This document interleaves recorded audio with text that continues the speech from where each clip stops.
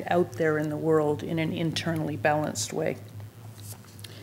In going deeper, I eventually was able to discover what my deepest purpose in being here was, which I believe each of us needs to go through some sort of experience to get there, which was to be in, but also help create the safe spaces in which others can come into their own deepest sense of themselves, and through that serve in a more whole and integrated way in the world.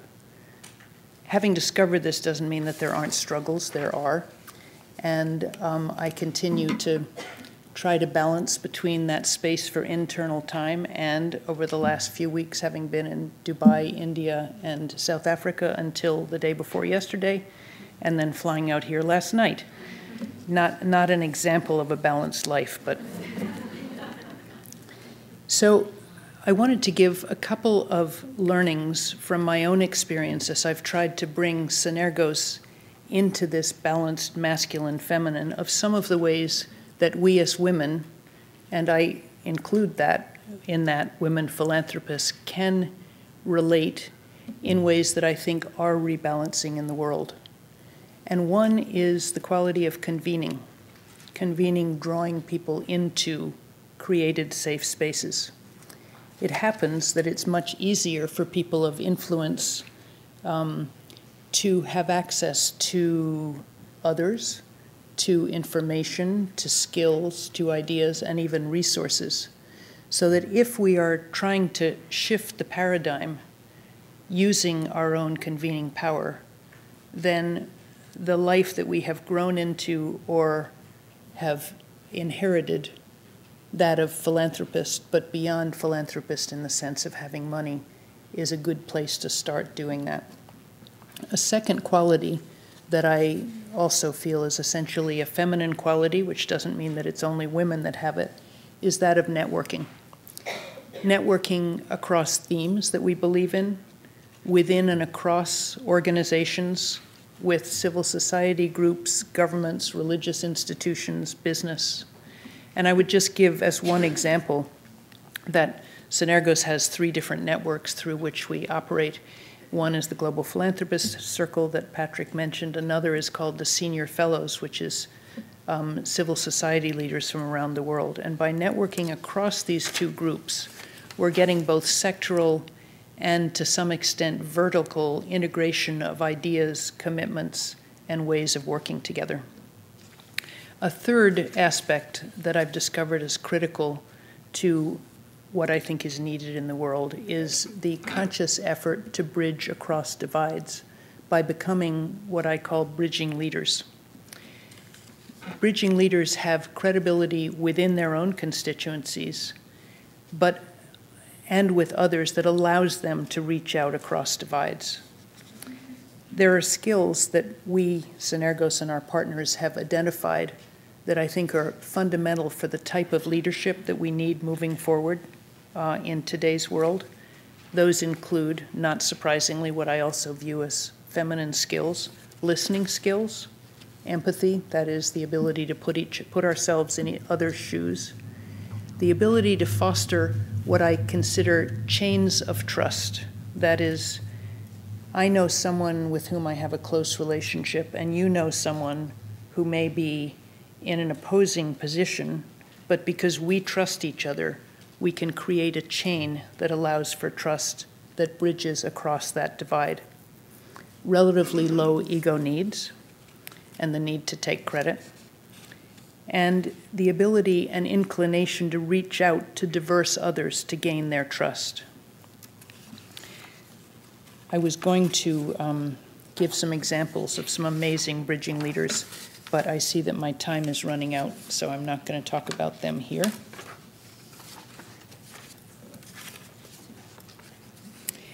And the other activity that I find to be essentially a feminine activity, and I know many men who are really good at it, is partnership building. Because the kinds of problems that we're addressing in today's world are not ones, by and large, that can be solved by any one group or constituency.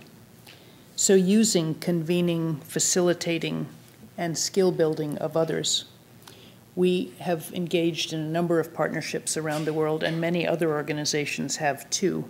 And some of the learnings that we've gleaned through this are that informal relations, which you could also call chains of trust, across sectors and differences, can help bring and keep groups together. That there are, in fact, allies in every sector.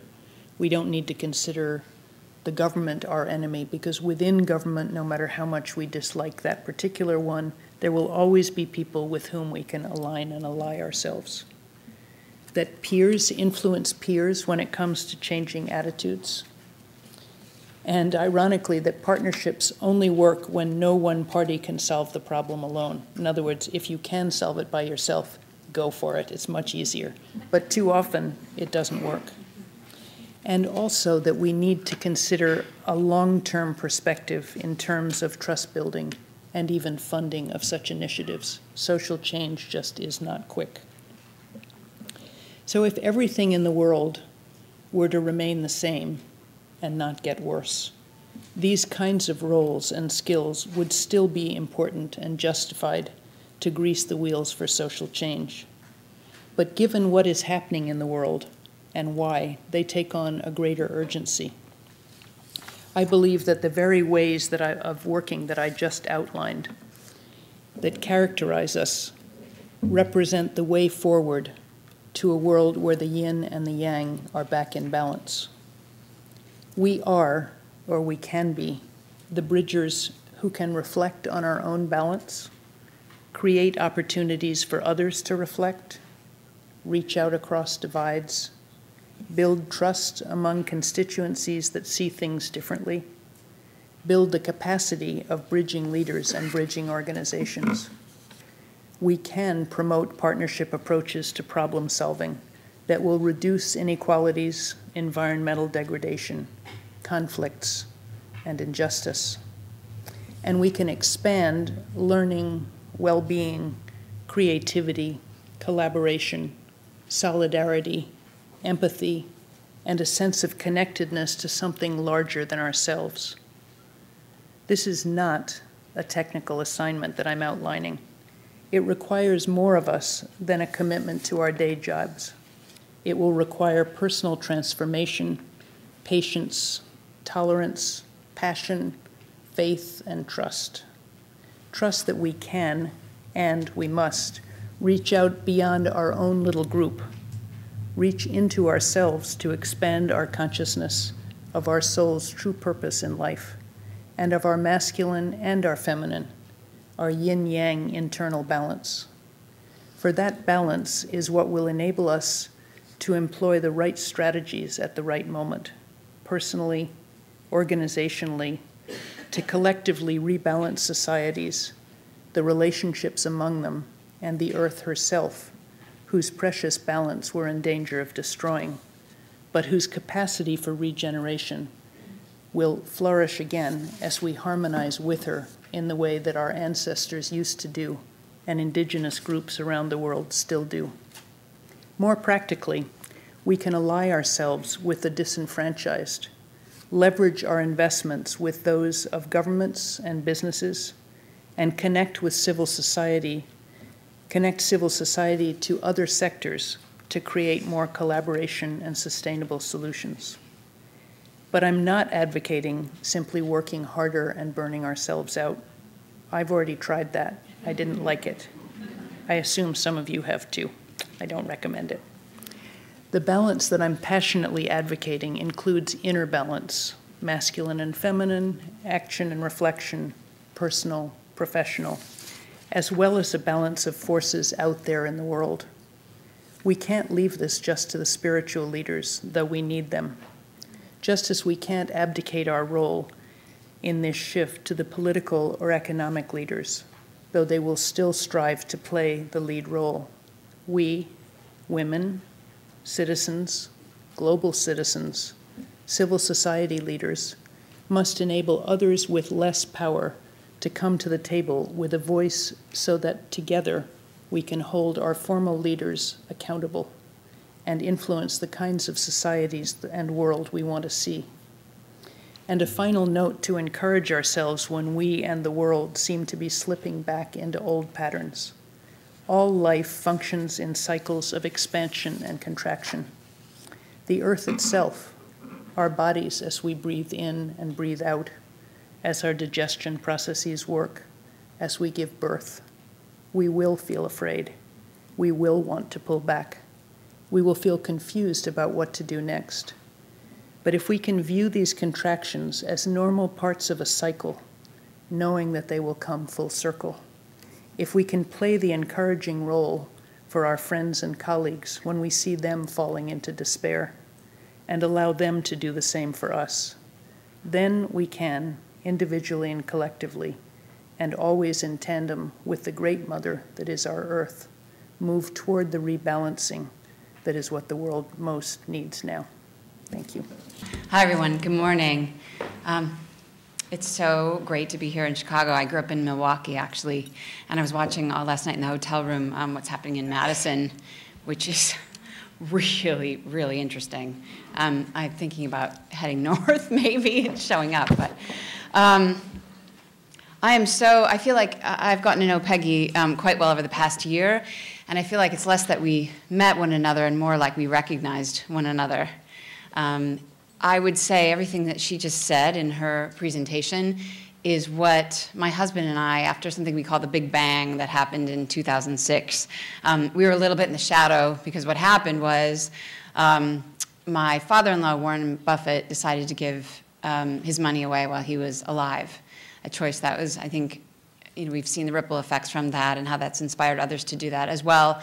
I think large in part because something happened he didn't expect to happen or plan on, which was his wife, Susan Buffett, passed away before he did.